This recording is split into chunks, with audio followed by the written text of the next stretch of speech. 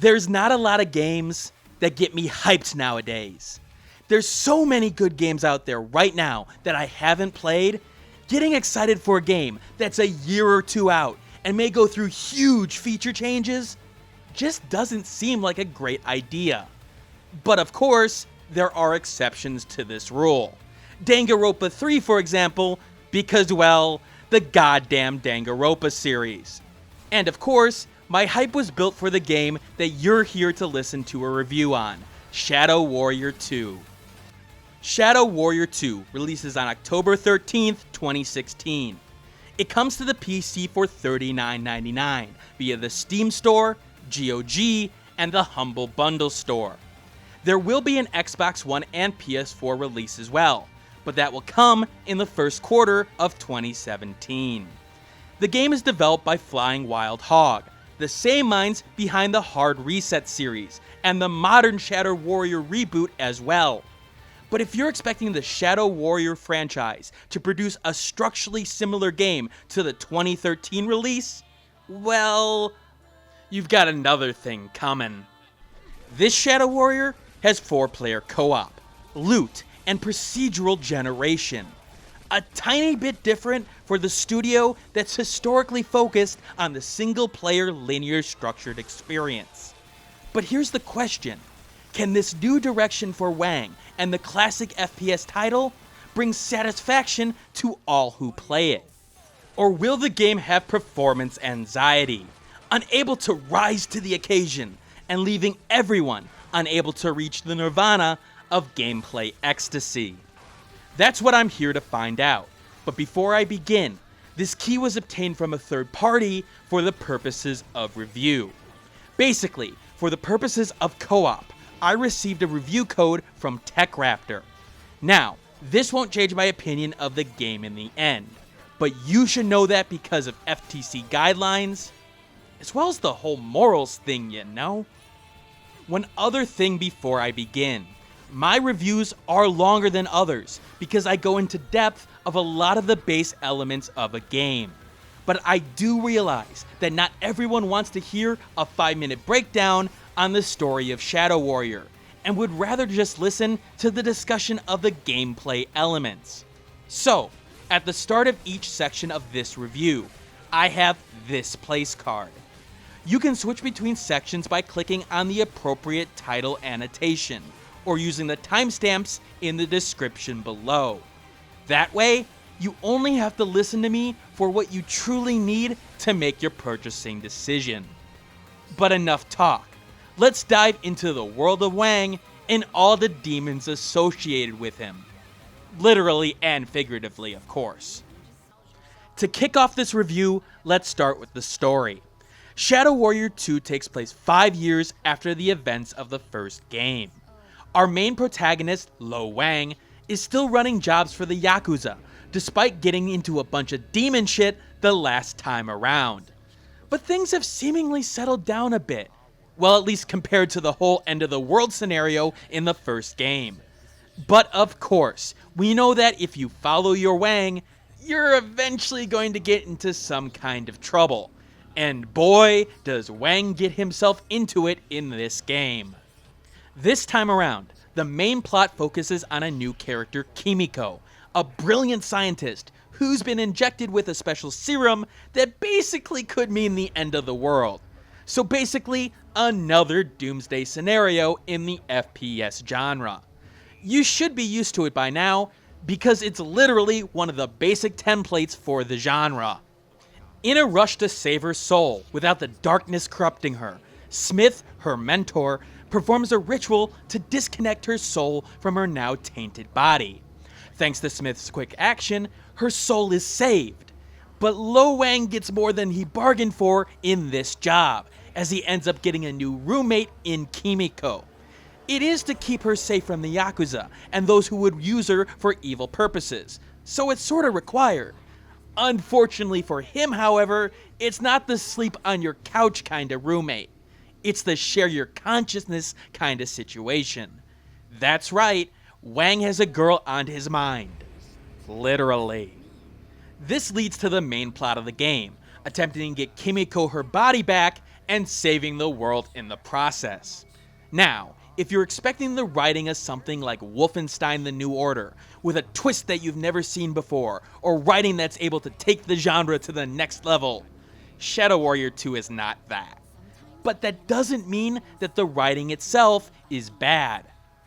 In fact, you should be happy to hear the Shadow Warrior's writing style hasn't changed at all from the 2013 remake. AKA, if you're expecting Wang to be an upstanding citizen who's kind to everyone around him, then I really wonder what alternate universe game you played that made you think that. Because Wang has more sass than a stereotypical heavyweight black woman in a comedy. And I'm stressing stereotype. Oh, who cares? I've already been called a racist at this point by saying that. But it's the best metaphor that I could come up with. Wang's sharp tongue is what carries the plot, as you're really actively seeking out subquests and more story elements just to hear what he says next. The world building, the other characters, they're fine and all, but they just don't hold a candle to Wang and his personality. He is Shadow Warrior 2's story strength by far, and that's a good thing considering this series, especially because his way of interacting with characters ends up propping up those story elements, especially when it comes to the interactions between him and his new brainmate. Now, they did something similar to that in the first game as well, but Wang and Horde in Shadow Warrior 1 had more of a brothers-in-arms bond.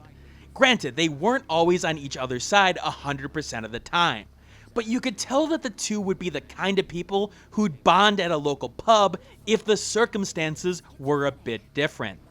They eventually got along, but you'd almost come to expect that given their personalities. But in this game, you've got more of a yin and yang approach, as Wang and Kimiko are really straight opposites of each other. Wang's laid back and selfish desires goes up against Kimiko's hard work and virtuous nature, and the game plays off that rather well. They question each other, putting each other's values to the test, and end up creating a more interesting back and forth because of it. Both start to understand each other by the end of the story, despite really wanting to get control of their own bodies. You end up feeling for both characters, even if they are saying some pretty nasty shit to each other in the meanwhile. While I like the interaction between Horde and Wang in the first game, it is much better this time around between Kimiko and Wang in the second game due to their opposite nature. The fact of the matter is, the comedy is much better because of it. It's the punchline that really drives the point home. Unlike your sense of comedy, that's for sure. You know, people assume that I'm crazy already, but having me talk to myself within a review, yeah, that just seems a little bit overboard, don't you think? And yet, here you are doing it. This gimmick is either going to make people feel sorry for me or question my sanity. Probably both. Anyway, back to the review. The biggest problem with the writing, however, has to be the ending. It felt rushed, as there's a tone shift at the last portion of the game that sorta didn't make a lot of sense with the build-up up to that point. Characters end up completely forgetting what they had been fighting for 30 minutes beforehand. It's the definition of, welp, we ran out of time. The ending feels pieced together as the writers scrambled to put an ending together because some necessary build-up was cut out before the final act. It definitely falls short compared to the first game in this area, and will leave a bitter taste in some people's mouths. One other note, the game is not apologetic about the topics it makes fun of.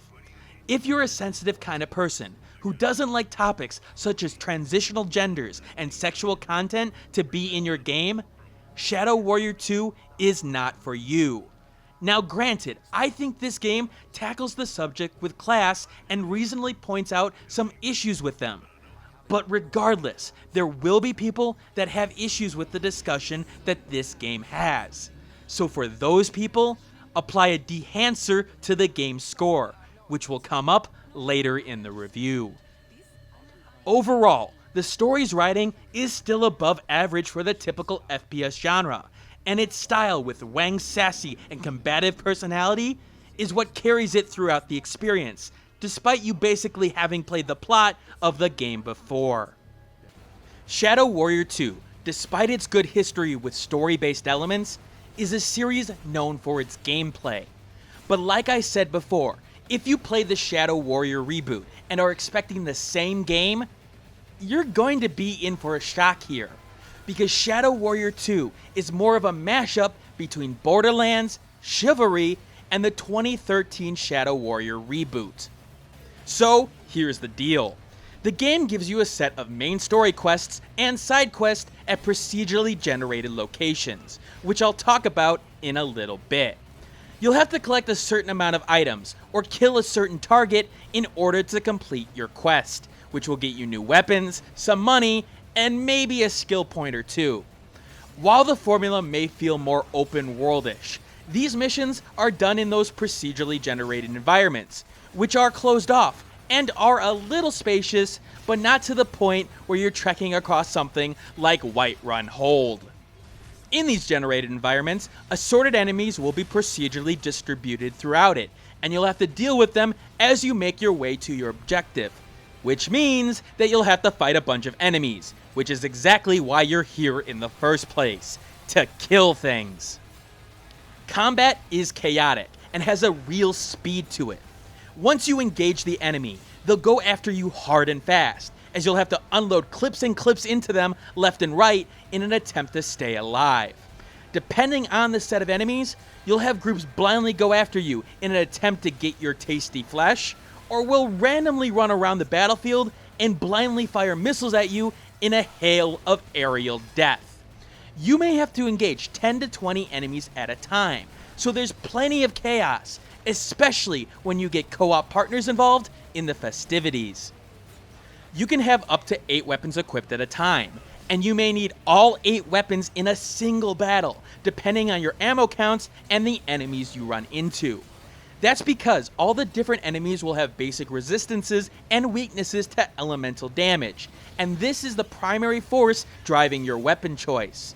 These resistances, unless countered by skill points, mean a hell of a lot, so trying to mow down an enemy with your best gun, even though he's resistant, isn't advised. It's much more efficient to bring out a less powerful gun that has an elemental advantage. Hell, some enemies are actually immune to the elemental damage, so even if you do try to take them down with that gun, it's not going to work. Now, the strongest element of the combat by far would have to be the weaponry. Of course, you've got your typical weapons you'd expect from a first-person shooter here. Your shotguns, your assault rifles, your SMGs. Shadow Warrior 2 brings a diverse arsenal to the table, even in the melee weaponry department, as your typical katanas and baseball bats full of spikes are complemented with more untraditional melee weapons such as the 3-bladed Kazaguruma. Each of these weapons, even within the same category, may have different behaviors and special characteristics depending on the rarity of the drop. This brings the loot system into play, which consists of 2 parts. There's of course the weapons themselves, but they drop a lot less than the components do. See, each weapon can have up to 3 components loaded into it, and these components can drastically change the behavior of your gun. Of course you get your typical boosts, damage output being increased, elemental damage being added, etc. But there's also ones that allow you to dual wield a gun, as well as the ability to charge a shot before it's fired. The reason why the weaponry is the best part of combat is how diverse it can be. Even 10 hours into the game, I was finding new weaponry that changed the way I dealt with combat, like an energy-focused shotgun that I fit with a charged-up module, going for one big shot. This brought back moments of the first 2 Borderlands games, where there was a joy in seeing what new weapon you got and what it could do. Playing around with components and experimenting in how to create the best weapon for a specific situation was fun, even if the menu system made that a lot more difficult than it needed to be. With that said, weapons themselves dropping is a lot more rare than new components dropping, and I really like this because that made every gun that dropped feel that much more important. This contrasts against the components, which ended up dropping like flies. While yes, it gave me a lot more options to put into my gun, it got to the point where I immediately disregarded common and rare components, even though they may have been higher level, just because I didn't want to be bothered having to go through the menu equip screen. But back to the weaponry. To me, there's always an X factor regarding gunplay, and it has to do with the kick or the effect of actually shooting the gun. When you fire a railgun, for example, you need to see the power come from the gun, whether it be through a simple screen shake or the appropriate animation after unloading your piece. Now, for the most part, Shadow Warrior 2 gets this down pat, as it's satisfying to use a lot of the weaponry here, and it's mostly appropriate to the weapon type that's being used. Even the dual pistols felt right, especially when nailing headshots on the opponents. This immersed me in the combat for the most part, as a youthful glee overcame me while I ran around like a monkey hopped up on PCP. Now there is an exception or two, in particular with this laser pistol. A couple of these weapons, in particular the energy weapons, need a slight adjustment. They aren't fun to use and really stand out compared to everything else. The combat is at its best when you're flowing from weapon to weapon naturally while fighting hordes of demons. You'd think, however, that some situations would call for you to skip over some weapons during particular fights. If you're playing Keep Away, for example, the idea of pulling out a close-range shotgun is probably not the best idea. And yet, I sometimes use them because you want to keep the rate of fire up, and you had to adjust on the fly to be more accurate or charge an enemy when using a particular gun. Hell, there are perks in the game that will reload a weapon when you switch to it, meaning that you can keep up the pace even more, so it may give you even more reasons to fire blindly. One side note, however, the more accuracy-based weapons such as the bow and the railgun may be too precise for some people. Remember this scene in some of the trailers leading up to the game's launch? You probably sat there going, okay, over-the-top action, but there's no way that the game has that much accuracy with the bow and arrow. But to the game's credit, it actually does. I found myself missing shots by shooting at a character's armpit area with the bow. Or at least from what I could tell. There were times I swore that an arrow flew through an enemy that I squarely hit. Looking back at the footage, there were some questionable collisions that I thought, yeah, that hit the enemy, but for the most part, it did the job. But with all that said about the gunplay, the game does have a focus on melee combat.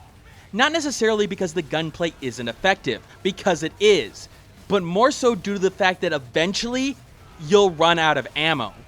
Even if you take the perks of getting more ammo or having more maximum ammo, you still find yourself running to the store to get more ammo, or praising the demon gods when you come across an ammo shrine. The melee combat is fast and fierce, and while you do have parrying options, I found that being a berserker was a lot more effective than being a dueling samurai. With that said, it always felt like the game was pushing me towards melee. Yes, the gunplay was effective, but something about just slashing the enemy over and over again seemed to be really effective as well. The agility of Wang on top of the healing powers, it just seems like it wanted me to be a berserker. It wanted me to go and attack over and over and over again. I'm not sure if I like this new direction. In Shadow Warrior 1, while there was melee, it felt a little bit more controlled. It felt like that it was situational, and it was a little bit more duelesque. Here, it was more of a, I'm going to attack you, and you're going to have to do something about it, which you can't. Doesn't matter, you button mashed anyway. You know you're getting to be a real pain in the ass in this review. Now you do have a set of skills at your disposal using the energy known as Chi. Those familiar with the last game should be familiar with the basics here, although the controls have been changed to hotkeys instead of directional actions for at least the more magic-based ones. Your most used spell will be the healing spell, just because, well, it's a healing spell. You've got a knockdown spell, which is good for crowd control, and a spike spell, which basically acts as another stun of sorts. It sort of feels repetitive with the knockdown spell. Again, a lot of these spells are situational and can help in keeping you alive in the middle of combat when you get overwhelmed. In fact, they may be too effective, especially the healing spell. This is where one of my biggest criticisms of the game develops, its difficulty. Now, for review purposes, I played the game mostly on the Who Wants Wang mode, aka the hard difficulty. If you're a veteran of Borderlands or the chaotic part of the FPS genre, start on the no pain, no gain difficulty. You'll be glad you did in the end. While the game puts you in stressful situations, your agility compared to the opponents can keep you out of danger rather easily, to the point where you can recover thanks to the healing flame spell in almost any situation. This is mostly due to your dash having no stamina bar, meaning that you always can spam it to get yourself out of that danger. The only times that I really felt the pressure of combat had to do with the level design and the claustrophobic locations that the procedural generation may have put me into. But even then, it was relatively easy to back off when I needed to, and the enemies just couldn't keep up with me in the process. In fact, the most times I died was me backing off of cliffs because I wasn't paying enough attention to the battlefield and decided to go for an ill-advised skydive. But some of this also has to do with the AI. The AI isn't exactly the brightest. I mean, this clip should tell you all you need to know about that. Now, this surprised me because I don't remember the AI being this dumb in the remake of Shadow Warrior, but it has been a couple of years since I played it. Now, these are different games with different combat styles in the end, but I guess I wasn't expecting AI to get hung up as much as I saw in this game.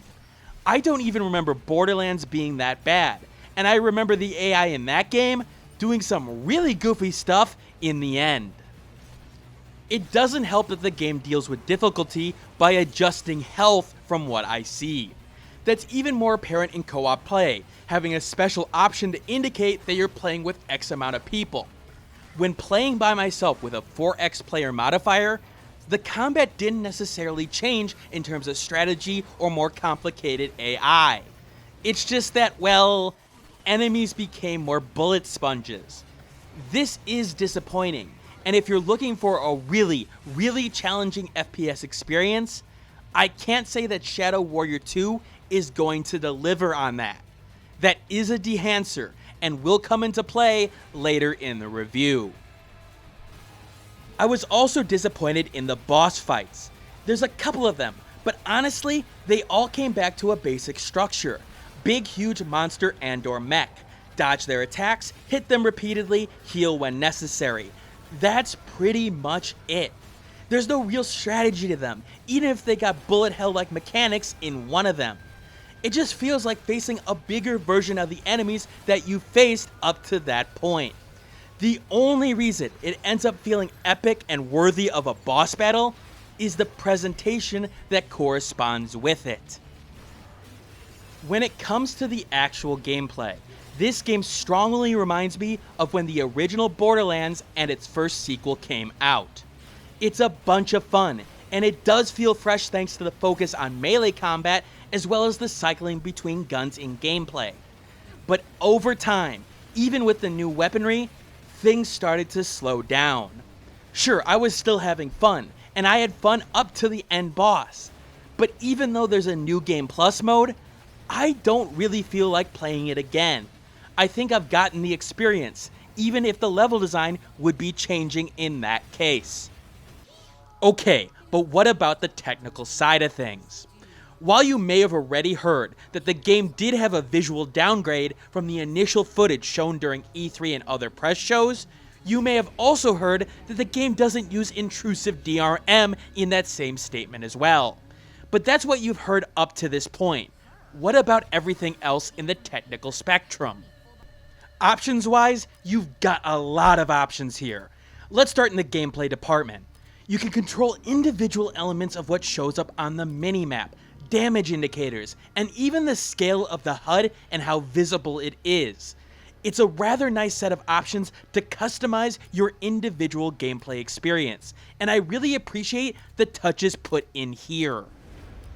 Video options wise, you've got a bunch of options here.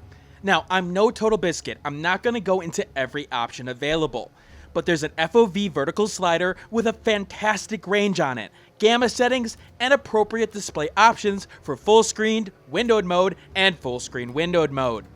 Appropriate settings of resolutions, and well, a lot of graphics controls to truly optimize your experience for your specific rig. Lens flare, film grain, bloom, and 3 to 4 levels of quality for selections such as particles, foliage, and level of detail.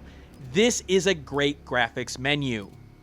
Standard audio sliders are here, and the thing is, they added the SFX slider at the last second, making me redo this section. So good job of getting that in. There is bindable keys, as well as secondary options for those keys as well. All functionality seems to be bindable, and that's good news. In terms of the controller selection allows 2 default layouts, but you can't bind individual buttons. You can adjust the sensitivity in both the horizontal and vertical direction for the sticks, however. So, good all around, but not excellent. Now to the more performance side of things. One thing that was abundantly clear was that the game needed a bit more optimization. The loading times are the worst offender by far, going up to 40 or 50 seconds to load a level. Granted, once you've loaded a level, until you leave that specific area for another mission, you won't have to experience that loading time. But regardless, a 40-second load time with an SSD is really pushing it. As to in-game performance regarding frame rate, it's sorta hit and miss. For a good amount of the time, you will get 60 plus FPS in-game, provided that you have the specs to run the game at that level. As always, my system specs are in the description below for comparison. Now, the game to its credit can even go past the 60 FPS mark, as I got up to 70 or 80 in some areas. But the flip side of that is also true, as I saw times where the game went down to 40 FPS when having my frame rate counter on. What's been weird regarding the frame rate is that it's been wildly inconsistent during my playthrough. At certain times, I would get perfect performance, but then I'd download a patch and all of a sudden I'm struggling. Now, in my testing, it was hard to distinguish what exactly was causing the major problems regarding frame rate. However, I will say this, there were certain areas, in particular the dystopian future area, that had more frame rate drops and issues than others. The more classical settings seem to be great for the most part, so I wonder if it has to do with the lighting or reflection effects that are more prevalent in the futuristic area. That is conjecture though, and I did not have the time to truly find the culprit here. In addition, you will also notice pop-in from time to time, especially after just loading into an area. It puts down low-res textures at first, then replaces it as you continue playing. Now this doesn't take long, but if you're a person who's prone to sprinting everywhere, you may see some weirdness as the game goes on. In terms of stability, during my 20 plus hours of game time, I had 3 crashes overall. Now that's not great, but luckily the save system happened often enough that I didn't lose a lot of progress because of it. As to the culprit behind the crashes, everyone was triggered by some kind of event, whether it be me opening up a shop or a cutscene about to play. When in battle, everything was fine. Also, the game had a bunch of glitches. Behold the dancing corpse. Be hypnotized by it. Most of the time, the glitches were graphical, but on occasion, there were some gameplay affecting ones. For example, me getting stuck in the boundary here. Now, the procedural generation seems to have some very small gaps at times, because I did have 1 or 2 occasions where I would get stuck on something, and there would be only one real way out of it, even if it was extremely hard to pull off. So, a couple of issues there. Now again, I have to emphasize that the game has a lot of options to mess around with to optimize your gameplay, even with the issues I ran into. Yes, there is definitely some optimization needing to be done here, but in terms of getting a playable game, Shadow Warrior 2 most definitely falls into that category. But like all newly released titles nowadays, don't expect perfect performance on the highest settings. That much is clear. You may have to compromise, but frankly, the gameplay does make up for it in the end. Finally, let's hit on the overall presentation.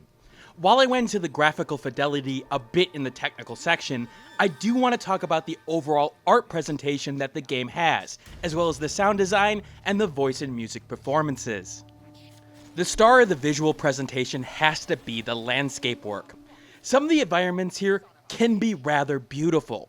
There's a series of major aesthetic areas in the game, as shown here, each playing to a specific vibe. Now, each of them have their own visual strength, such as the shine and sleekness to the dystopian future area. However, there's two particular locations that stand out to me. The forest area's grasswork and foliage work really makes for an interesting setting, especially when you're battling knee-high enemies that get hidden by its tall grass. The work in almost all of this area is exquisite, as everything from the tall trees to the detailed cave walls come to life in one big beautiful package. And secondly is the historical Japanese setting. The stonework of its paths, transitioning into a traditional wooden bridge, left me breathless at first, as I was reminded of the scenes of the original gameplay shown at E3. The plant work in particular along the ancient buildings is something to just stop and look at, as both nature and man come together in one fantastic setting. It really reinforces my want to visit Japan one day, just to see its more rural areas. Another shining star of the presentation is some of the weapon models. Now, I was surprised at some of them, due to the fact that I didn't expect to see steampunk designs in a Shadow Warrior game. But lo and behold, I ended up with a steampunk railgun that I loved to death. But some of the more demon-based guns, such as this heavy machine gun, were rather nice to look at, and contrasted rather well with the more standard guns that the game put forward. I also have to point out the detail put into the reload animations here. Some of them don't make any sense from a practical perspective, such as being able to reload a shotgun with this animation. But it succeeded in being over the top and fun to watch even during the 100th iteration of seeing it.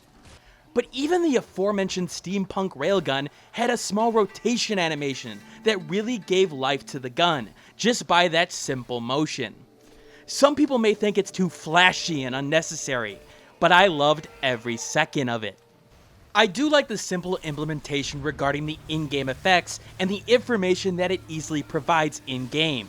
Granted, it doesn't make logical sense that a person who is resistant to fire actually glows red, but hey, sometimes you chuck logic out the window for the sake of easier gameplay. Now, with that said, your weapons also glow the weapons of their elements and the damage that they do. So don't get confused that an enemy does fire damage because they glow red. It's just that they're resistant to fire. Monster designs may be a bit more toned down compared to the flashiness of the weapons, however. You get traditional Yakuza and Samurai, and while they have their visual flair and adjustments to them, they don't feel totally unique compared to other iterations of the monsters out there. Now granted, you do get character degradation when shooting off body parts that helps give those monsters flair in the long run, because there's something about a big huge enemy with a huge hole in his stomach that really stood out in this game. But as to the character models, some of them don't have the detail that I'd want from a modern day FPS. Not to say that the graphic work here is bad, but there's a lack of detail in some of the facial constructions, in particular with the demons. They end up feeling unnatural, and not in an out of this world kind of way. They lack depth in the face in several cases, feeling more doll-like more than anything else. Almost plastic in a way, and I don't think that was the intention by the artists here. Sound design wise, the basic essentials are here. The yelling of enemies as you blow off their limbs, while the sound of shotguns unloading into the air help to complement the madness of combat. It all comes together rather well in a nice package, and while you may miss the small indicators of coins hitting the ground or the reload animation sounds at first, if you listen carefully, you can hear a lot of small details in the game. Just take a listen here.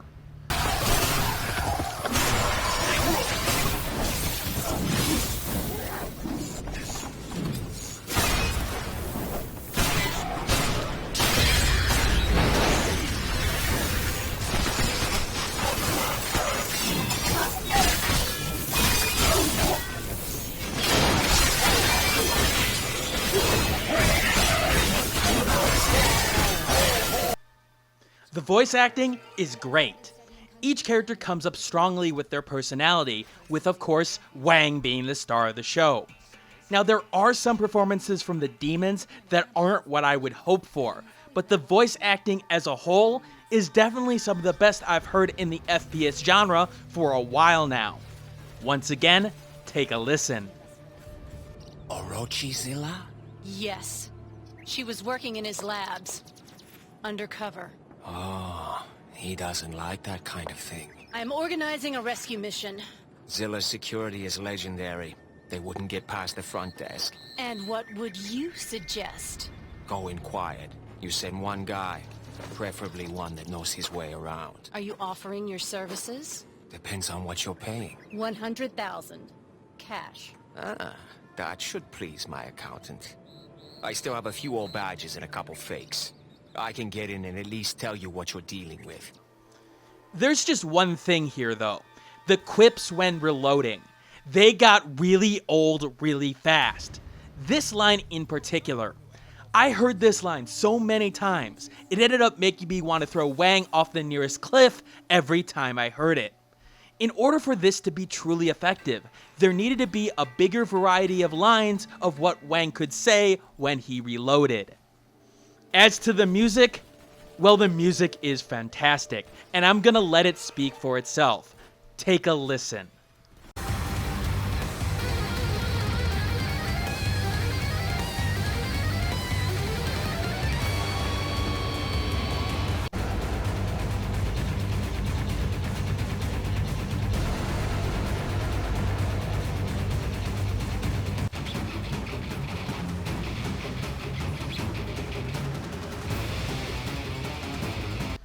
Overall, there are some hiccups in the presentation once in a while, but it all comes together in a really good package that helps complement the gameplay. In the end, I have mixed feelings about the new vision of the Shadow Warrior franchise.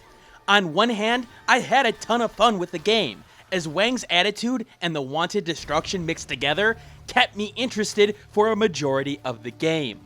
And it's not like the new direction doesn't have its merits, as the Borderlands formula does work at a basic level here, especially when you play with multiple people.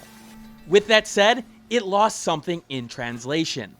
This isn't Shadow Warrior 2013 the sequel, and the level design and structured gameplay was a huge strength of that game. Here, it's replaced with more aspects designed to make the game more replayable, but it also ends up losing some of the effects due to more random level design.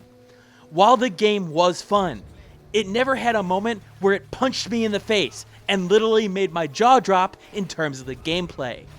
It did have oomph, just not the oomph that would make me want to ditch other good games such as Overwatch. But in terms of a buyability score, the overall fun factor, along with the $40, not $60 price tag, ends up putting the game at an 87 out of 100 on my buyability scale. That means the game is worth a purchase at full price, unless you're hurting for cash.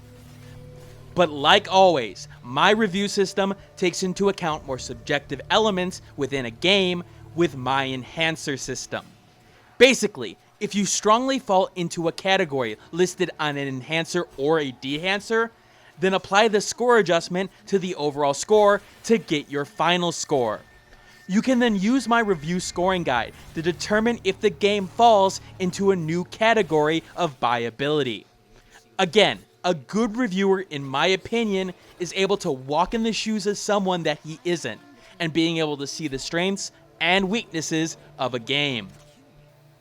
But as always, I recommend getting a second opinion before making a purchasing decision. It's not that I'm not confident in my review, I am, but I am only human, and thus I can make a mistake that another reviewer may catch. For that, I'd recommend OpenCritic, where you can follow reviewers that you trust and defollow those you don't. Because he's a sellout. He's a bad sellout too. He's not even getting paid for saying that. He just thinks to promote it because it's a good service. And that's why I'm in charge, because I actually put the accuracy of the information that I'm giving you over making money, like some people, let's say, pro syndicate. Please, you know I could easily fool San Juan 2013. That was just one time. I rest my case. Anyway, thanks for watching. If you do have comments, leave them in the comment section below, and I do appreciate feedback so that I can become a better reviewer, at least in the long haul. Again, if you want to help the channel, hit that subscribe button, like the video, share it with a friend, etc, etc. And if you want to help the channel out financially, I will put the Patreon link in the description below. And as always, keep on gaming.